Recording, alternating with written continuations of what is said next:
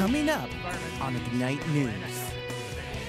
Mohawk jumpstarts sports programs. A lot of kids nowadays don't have the funding, don't have the opportunity to get into sports. 3 new smartphone application courses come to Mohawk. Apps really do know no boundaries. And Mohawk takes a look at green initiatives. I do environmental cleanups, and someone from Mohawk College heard about it and invited me to come out and promote it here. All this and more coming up on your Ignite News.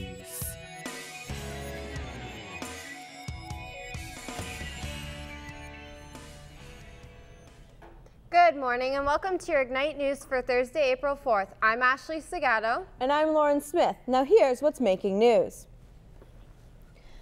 The Elementary Teachers Federation of Ontario says it's close to reaching a new deal with the governing Liberals on changes to their current contracts. EFTO President Sam Hammond says the government will not be adding new money to fund improvements to maternity leave benefits or for better payouts for unused sick days for younger teachers. But the Conservatives say they don't believe that and suggest the Liberals will take the money from elsewhere in the education budget. Mohawk will be debuting some continuing education programs about smartphone applications this summer. Marcy Colbert has the story. I can draw this with a pen. I can like... Mohawk College will be launching 3 new programs about developing smartphone applications. There will be a part-time course specializing in each popular smartphone brand: iPhone, BlackBerry, and Android. Mohawk will be buying the online courses from Conestoga College through Ontario Learn. The course will also be taught by an instructor at Conestoga College. Ontario Learn coordinator Shelley Kitchen says students who take the courses will be getting a lot of experience for the working world. They'll be doing designing, developing, testing, using the technology necessary. The BlackBerry one will be dealing with the tablet and the phones. The iPhone will be, or the iPad one will be looking at the iPad and the iPhone and so on. So whatever technology, plus the designing, development, and the application of it. Media professor Peter Morin says he thinks the new courses are a great idea for Mohawk students due to the rising popularity of smartphone applications. I think it's a wonderful idea for Mohawk College because apps really do know no boundaries. So there needs to be an app, and there probably will be an app one day for just about everything. The courses will make their debut this summer from May 10th to August 16th. For Ignite News, I'm Marcy Colbert. With Mohawk's open house coming this Saturday, we asked you, Mohawk, what's your first experience like at the college? My first day at Mohawk was pretty exciting, being at college and in a new atmosphere and trying to make new friends. My first day at school, I was just so confused. Like, everything's changed at Mohawk the past couple of years, and I just walked in and I went to like 4 different classes. Yeah, it was just a lot of waiting in line, standing around. That's about it, really. My first day at Mohawk was quiet. I didn't really talk to anyone. I kind of kept to myself. Didn't know anyone, so just kind of sitting there in the corner, trying to get used to the teachers and the classes. Hamilton City Councilors voted Wednesday night 11-4 to freeze the police budget at 3.52%. Police Chief Glenn DeCare requested a budget increase of 3.71%. Now police can either agree with the councillor's proposal or take the disagreement to the Ontario Civilian Police Commissions to mediate the issue. Mayor Bob Ratina is in favor of the police department's request. Mohawk is raising awareness about accessibility. I had the chance to take the wheelchair challenge, and it was a lot harder than I thought. At Mohawk's Accessibility Day, I hopped into a wheelchair to take it for a spin. The ramp was the most challenging part of the experience. Right off the bat, I had to get up the ramp while I still wasn't quite acquainted with the chair yet. It took a lot more arm strength and coordination than I'd expected. If I let go, I'd slide right back down and have to start over again. I really began to appreciate what some people have to go through every day. After the ramp, I took my tired arms up to the Learning Center to pick up my next challenge. I ran into Anthony Frazina, who works with accessibility services at the school.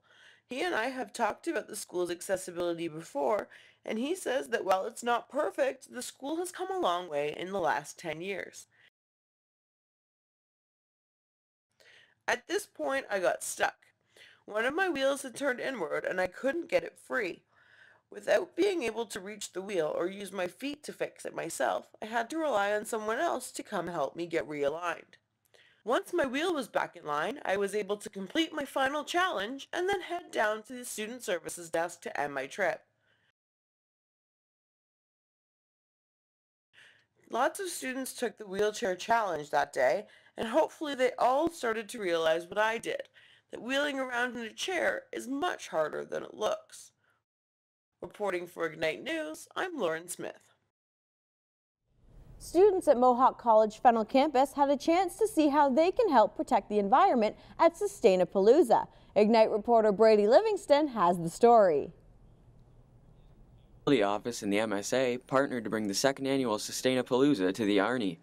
The fair packed in 24 exhibitors, many of which were smaller Hamilton-based operations. Greg Lenko is the project coordinator of the Escarpment Project.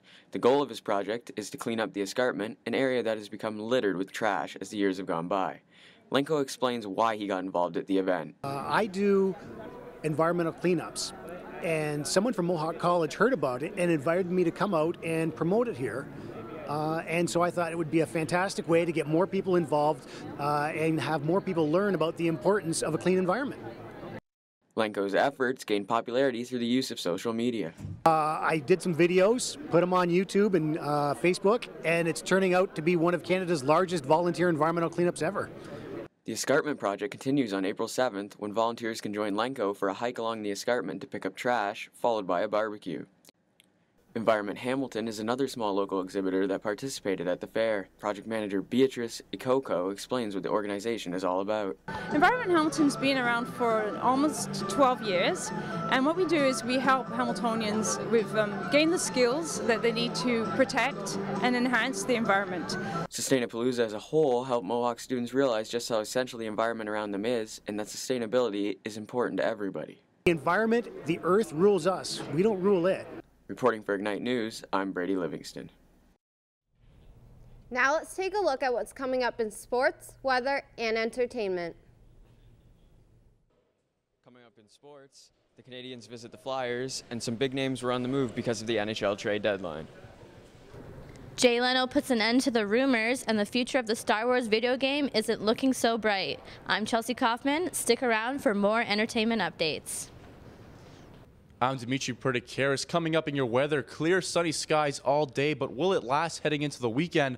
I'll let you know coming up in your weather update.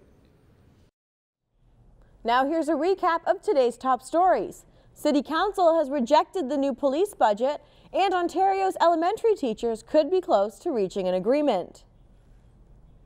The warm weather may be on the way. Let's check in with Dimitri for your weather update.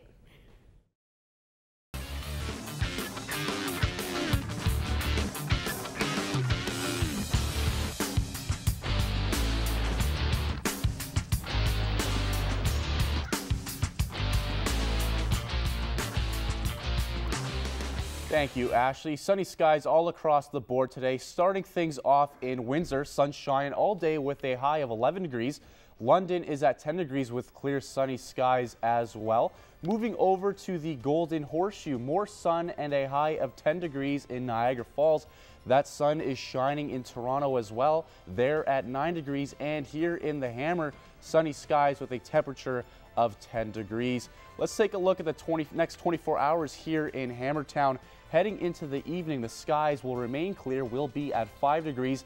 Overnight, you can expect some cloudy periods as we drop down to 0 degrees. And Friday morning, we see more of that sun mixed with clouds and a temperature of 1 degree. Looking at the next 5 days, tomorrow we'll see a mix of sun and cloudy periods with a high of 5 degrees and a low of -3. Heading into the weekend, we still see some sunshine, but it looks like it'll be accompanied by some flurries and showers too. Saturday, we have a high of 4 degrees and a combination of sun with wet flurries. The low will be -5 degrees. Sunday, we see a mix of sun and isolated showers with a high of 12 degrees and a low of 5. And kicking off next week, we will be seeing light rain and cloudy periods. Monday, the high will be 9 degrees and the low will be at 4 degrees. and more rain on Tuesday with an 8-degree high and a 5-degree low. That is all for your weather. Let's take it to Chelsea for your entertainment update.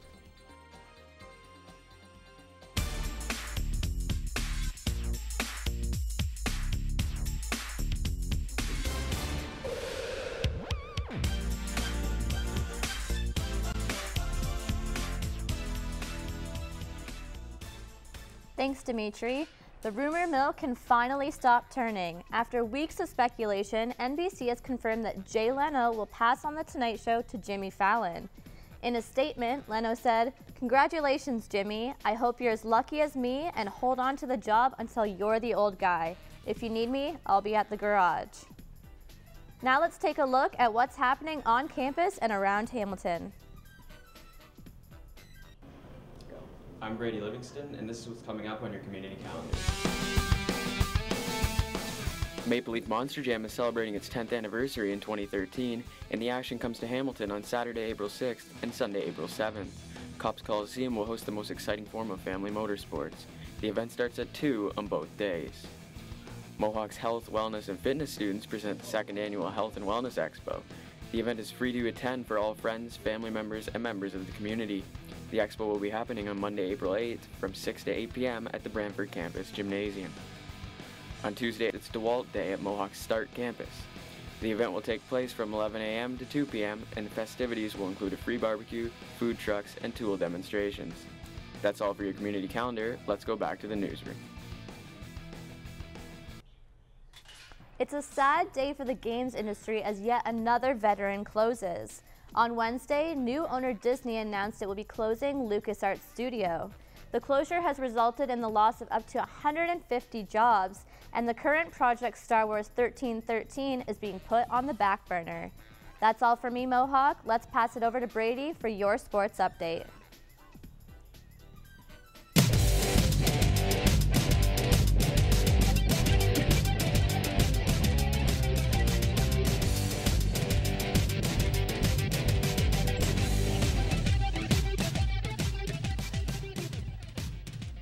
Thanks, Chelsea. In NHL action, the Philadelphia Flyers defeated the Montreal Canadiens 5-3. It was a close game throughout until Eric Gustafsson scored with under 2 minutes to go in the third period to give the Flyers the lead. Jakub Voracek added an empty net goal shortly after. Simon Gagne, Wayne Simmons, and Sean Couturier also scored for the Flyers, who are now just 4 points out of the 8th and final playoff spot in the Eastern Conference. On the local end, Mohawk students hosted the Canadian Tire Hockey Charity Shootout on campus to help give kids a sporting chance. We're joined in the newsroom by Ignite News reporter David Tabron to tell us more. I understand that the proceeds raised from the event go to low-income families across Canada. David, tell us how the students around campus feel about the cause. You're up, David. Well, Brady, many of them felt that despite their love for hockey, they recognized that at the end of the day, what really mattered was raising funds for a great cause.